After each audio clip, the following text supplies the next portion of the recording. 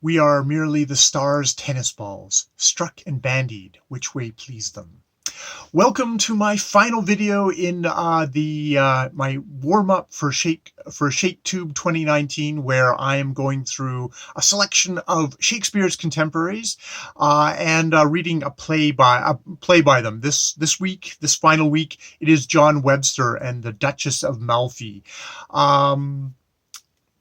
John Webster, born 1580 ? Died 1625 ?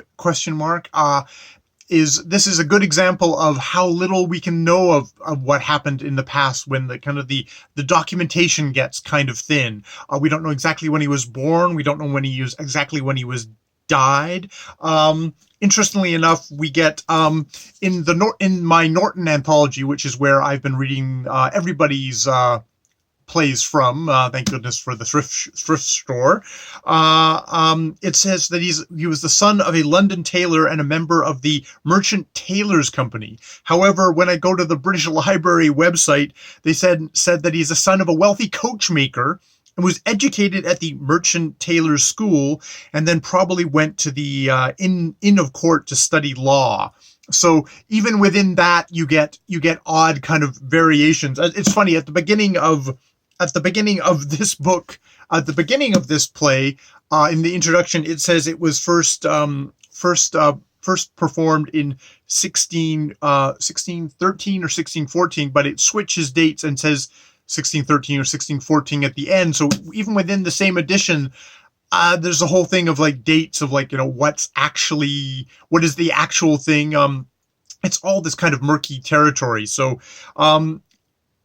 that said, what do we know about John Webster? He has a reputation for being kind of this very kind of low-born kind of sensationalist. He likes bloodshed and crap like that. There's a hilarious clip, which I'll put down below, from Shakespeare in Love, which is the Academy Award-winning film that just keeps on giving, where I'll put the clip down below, where it's basically Shakespeare comes across this young street urchin who's like, playing with a mouse, and he says, oh, oh, they chopped off my head in the play.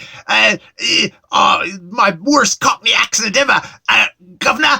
And they're like, oh, well, did you like the play? Shakespeare asks. He's like, oh yeah, I like it when they cut her off her head and they mutilate that girl. I like it. I like blood. I like gore. And then they show him like basically feeding mice to a cat because he's such a sadist. And it's like, what's your name, sir? John Webster. It's like, oh my God. So it's great. It's a great joke. It's a character assassination, but also just a great joke. But it actually does reflect a lot of the history of how John Webster had been kind of viewed, like by his contemporaries up to kind of like Victorian time. It's interesting that like after World War II, his reputation seems to change. So John Webster is known primarily as the sole author of two texts, one of which is The Duchess of Malfi and The White Devil. The White Devil is an earlier play, which is apparently centered. I have not read the play. This is from Britannica.com.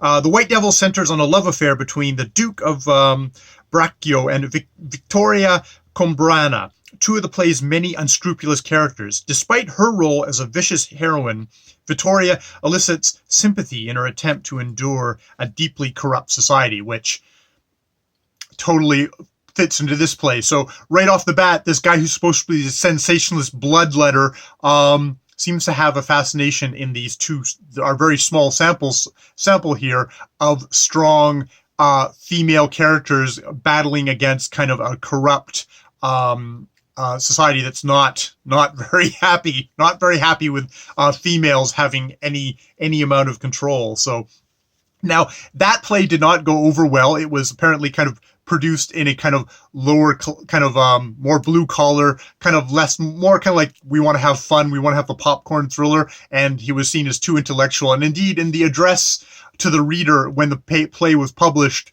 Webster kind of yells at the audience for being ignorant asses, which is hilarious. It's like, writers have always felt hard done by their audiences, even then. So The Duchess of Malfi was actually taken up by Shakespeare's company. You knew Shakespeare was going to come up in this, and produced, and was seems to be in much more of a success. I should note right here, because this is me kind of tying this all in with Shaketober. So Shakespeare was born in 1564 and died in 1616. So he retired. Apparently retired from the stage at about 1613, moving to Stratford and then dying there 3 years later. And indeed, even before then, he'd started just kind of co-authoring plays at that point. I think his last actual attributed play solely to him is like The Tempest. Don't quote me on that.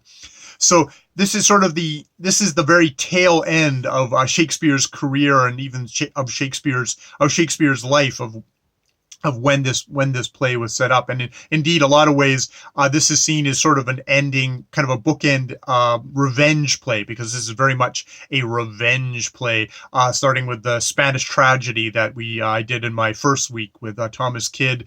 You get stuff like Titus Andronicus, you get Hamlet, and then you get stuff like the Duchess of Malfi at the end of this. So this kind of gives you this, getting a good span of Shakespeare's working life of his working life. So this play, The Duchess of Malfi, was actually based on a historical event, as was apparently The White Devil. What in this case, there was indeed a lower born guy married this woman secretly. Brothers came down on him. She brought down the brother's wrath on her for marrying this guy, on her and her children, while the dude escaped to Milan, not knowing that bad stuff had happened to her, and then ended up being assassinated by Daniel Bozzolo, who also comes up in this play. There's Antonio, who is the lover. There's the Duchess, who's only called the Duchess in the play, is the historical woman, if I can find it now. The historical woman was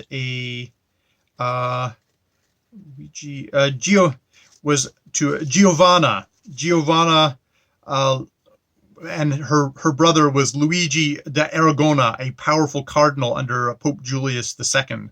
So this is very much historical events happening 100 years before the play was actually written itself. It's nearly like exactly 100 years. So this gets us into the play. We open the play. The Duchess is widowed, and the brothers very specifically say, "Do not get remarried. Do not. We will see you. It will be bad. Do not have a secret. Do not have a secret midnight wedding. We will see you. We'll find you, and it will go badly for you." And the Duchess says, "Oh no, I'm not going to marry. I'm not going to marry." And then pretty quickly after that, woos her steward, a low-born steward, Antonio, and mayhem continues because the brothers have employed Bozzolo, the Bozzolo of his history becomes Bozzolo, who is a much more sympathetic character in this thing. He is hired at the beginning, and he refuses the cash. He's like but he accepts a position. "I become your creature," versus like, "Oh, you're just going to hire me to cut somebody's throat." It's like, no, I'm going to offer you, gets offered a position. He holds out for a position, advancement. And indeed, there's a part of this play where Bozzolo becomes strangely sympathetic, becomes sympathetic and becomes an ally of the Duchess, an ally after the fact. And a part of that, you think, is this kind of need for advancement. So yes, within this play, Ferdinand, the brother who is not the cardinal, is the twin brother of the Duchess, and has this intense love for his sister, intense, controlling, incestuous, it seems, love with his sister. There's a lot of stuff with daggers, and like, this is our father's dagger, and I hate for it to get rusty at the beginning of the play, and he gives her the dagger. There's very much there's this whole thing of like, oh, he likes his sister just a little too much. and indeed, there's almost this sense of disappointment that she got married the first time and stuff like that. But there's also the thing of like with the cardinal brother is very much more kind of a cold, calculated kind of, this is society. You're going to dilute our blood if you marry a if you marry beneath you. Part of that. There's also the sort of the corruption of basically they just want her money. They want her money. It's like there's very much a thing of she hasn't had any children from her first husband, which is an interesting thing because it's an interesting play in the sense of a lot of the play before this with Ben Jonson was very much a unity of time. It happened in the space of a day. It was like super compressed. Whereas this one, within this play, Duchess has enough time to have three children. I mean, maybe two of those are twins, but still, there's this is much more like we hop from one scene to the next, and she's had a couple of kids within that space of time. She gets wooed. She has a child. Then there's another space, and she has more children. So it's very much it's much more sprawling that way. It's much more of a messy play in a way. This is a play that has a very kind of naturalistic kind of like the kind of flirting scenes between the Duchess and Antonia, but it's also got kind of just weird scenes of extreme violence, of a dead man's hand, of a werewolf. Although this isn't the fun pulp werewolf. This is the werewolf where the hair is on the inside, which makes me think of like basically your own skin has become a hair shirt. That happens to Ferdinand. With what's happening with his sister.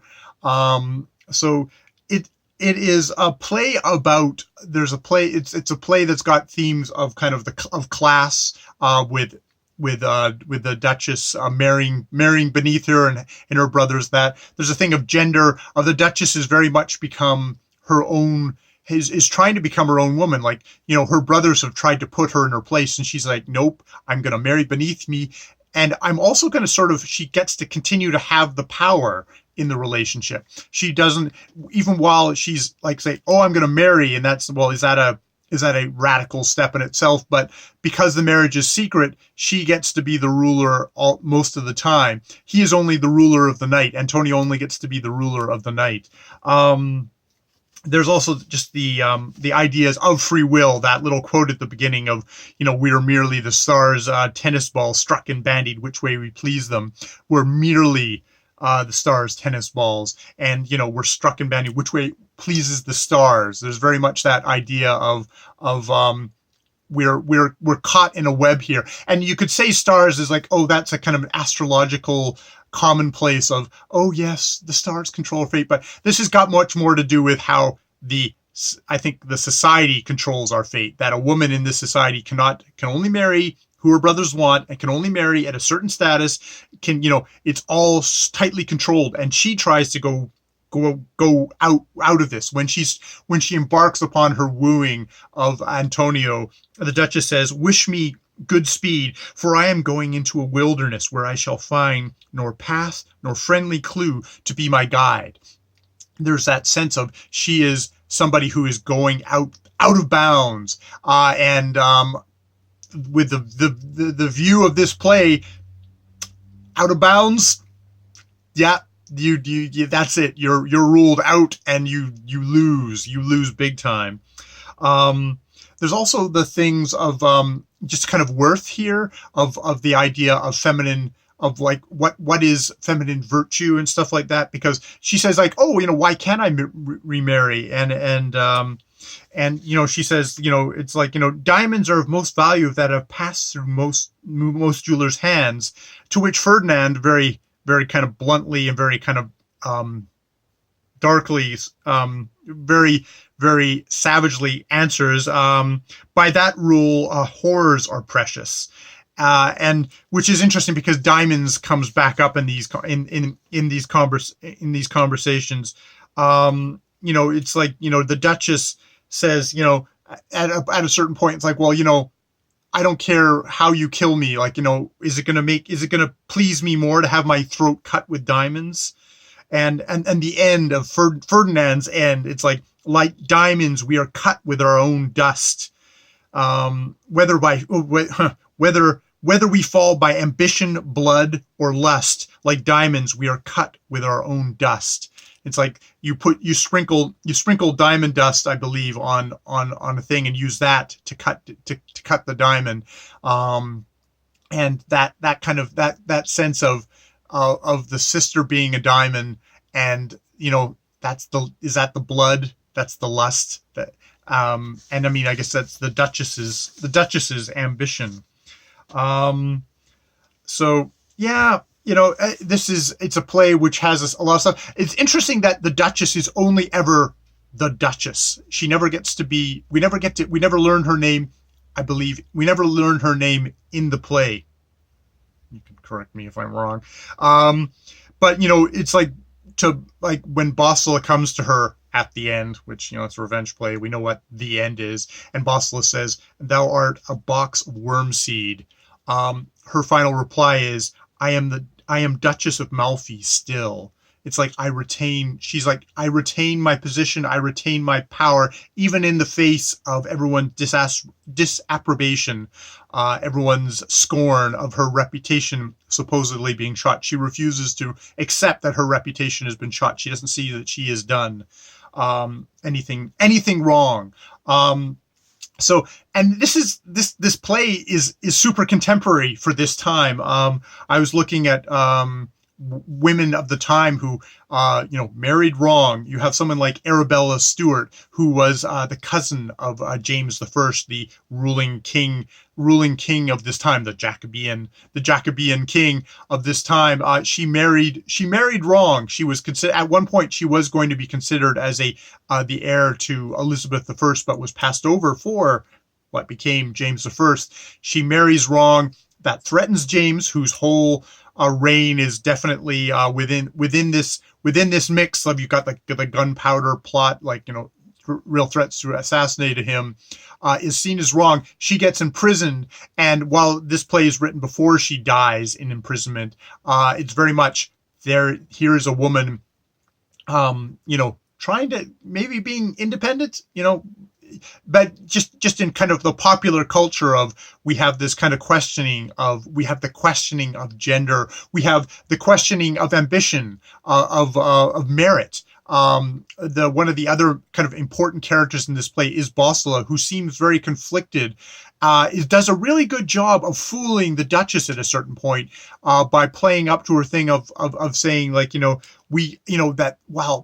should we, are we so base? Are we so mercenary that we're gonna judge people by their pedigree rather than their virtue? And that totally wins over the Duchess, and she thus betrays her secret to him and thus dooms herself. But Bosla is so good at tricking her, because, and I think in a lot of ways he kind of agrees with this. He has his ambition of this low-born thing, and indeed, you look at all of these playwrights. They're not like, what level of society they are in, but they're using their wits to rise, to imagine different worlds, which is is quite the thing. I don't know. I babbled on. There is a lot in this play. It's last of the time. It is. The class, gender, free will. There's superstition and skepticism. There's, it's a rich play. If you've not read it, I would totally recommend reading it. It's going to be interesting to go from something like the Duchess of Malfi to Shakespeare's heroines, and sort of seeing how they talk to each other, how they match up. Like, is the Duchess of Malfi a response to Shakespeare's heroines, or a lack in them? I think of someone like Lady Macbeth, or other women who transgress in this society, and how they are treated, and at the end of this play, the end of this play, I have to think is super sarcastic about this. At the end, it's like we're back at the court and there's a new tennis ball to get bashed around. It does have a very dark view of the world, which kind of puts me back to the whole thing of people did not respond well in a way to John Webster. He was seen as a sensationalist, as someone who had a pitch black view of society. But it's interesting that post like World War II, especially think of somewhere like England where class structures were breaking down, where women were rising. This play got picked up more.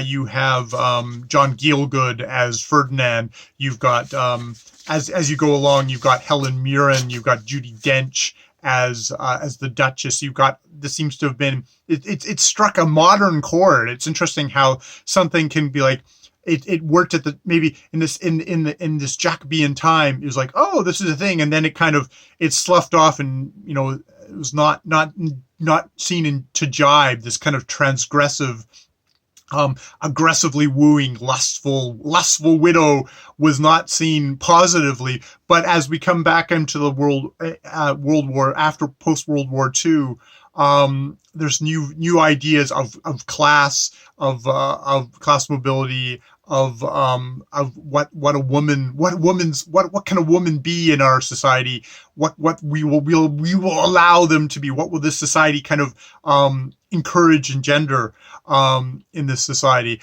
I listened to a radio version of this with Fiona Shaw, who if you're a Harry Potter fan, you think of as Petunia Dursley, but she is a really good Duchess in that production. So if you're looking for something to just sort of get the words, because I love the actors bringing this to life, because in some ways you almost want this to be like, poetry should be just read out on the airwaves regularly, because it brings it to life in a way that perhaps if you're like me, not as great a reader, you're struggling, especially at the beginning, to kind of put all the pieces together. You've got these people who've done that, and that is indeed what I'll be doing for Shaketube 2019. I will read the plays, but I'm also going to look for productions wherever I can, probably free, or the library, where I can sink into these plays, because I've really been enjoying this. I'm really enjoying getting kind of the times, just like what was going on then, and what these guys were going through, what kind of a violent time it was, what kind of a tumultuous time it was, what exciting time it was. It's interesting. We go from this this kind of point of the Jacobean era to kind of at the end of James's reign. There's like severe economic depression. There's a rise of a bubonic plague. You get Charles I. You get the English Civil War. You get Cromwell. So it's interesting, those transitions of like, this is like a blip up, and then of kind of like of a great flourishing of stuff, and then Maslow's hierarchy of needs. Sometimes you have to deal with staying alive and being fed and all that stuff before you can get back up. Though John Milton did okay in those. It did okay. He managed to muddle through. But maybe something about a play being such a larger economic effort that this is it's interesting. It's at this time that this was able to flourish, and we get people like Shakespeare and his contemporaries. You get the Spanish tragedy by Thomas Kidd. You get Dr. Faustus